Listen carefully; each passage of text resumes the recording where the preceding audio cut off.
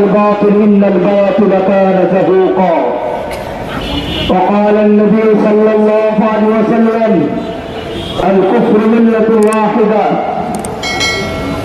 ইসলামী আন্দোলন বাংলাদেশ নারায়ণগঞ্জ জেলা শাখা কর্তৃক আয়োজিত ফিলিস্তিনের মাটিকে স্বাধীন ভূখণ্ড ঘোষণার দাবিতে আজকে গোটা বিশ্ব জীবনে জেগে উঠেছেন।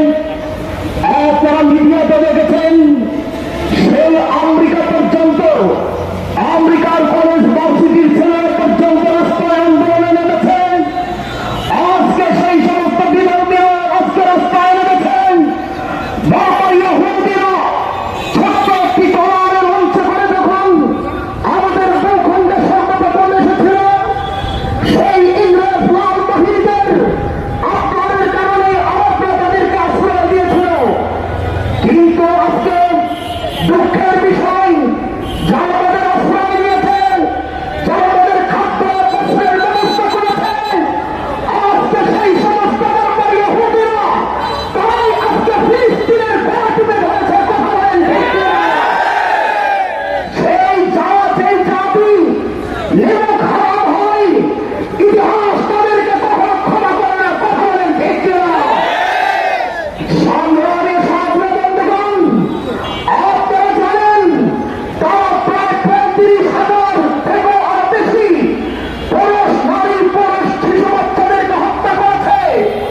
আমি গুগলে চাপ দিয়ে দেখলাম 17,500-এর উপরে শিশু বাচ্চারা হত্যা করেছে। সবাই আশ্চর্য হলেন, ফিলিস্তিনের ভবিষ্যৎ প্রজন্মকে তারা মিটিয়ে দিতে চায়, ফিলিস্তিনের কার্য শহরকে শেষ করে এবং তারা তো 500 আমের ভিতরে আক্রমণ চালিয়েছে। সংগ্রামী সাথীদেরকে সামনে নিয়ে বলব, বীর সপ্তমের নেতৃত্বে বাংলাদেশে দুর্বল আন্দোলনের মাধ্যমে সরকার বাহাদুরকে বলতে চাই, সরকার বাহাদুর এই সমস্ত ইহুদিদের বিরুদ্ধে আপনি বাংলাদেশের পক্ষ থেকে তীব্র প্রতিবাদ করুন। প্রয়োজন হলে আপনার হয়ে আপনার আর্মি ক্লিয়ার প্রেরণ করুন। যদি সম্ভব না হয় আমাদের বীর সন্তানদের সাথে আপনি বসেন, পরামর্শ করেন।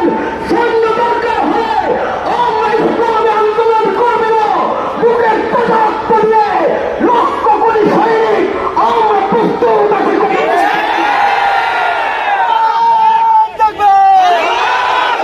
ইসলামী আন্দোলন বাংলাদেশ রক্ত দিয়েছি, রক্ত দিব, ফিলিস্তিনকে স্বাধীন করবে ইনশাআল্লাহ। সারা বিশ্ব থেকে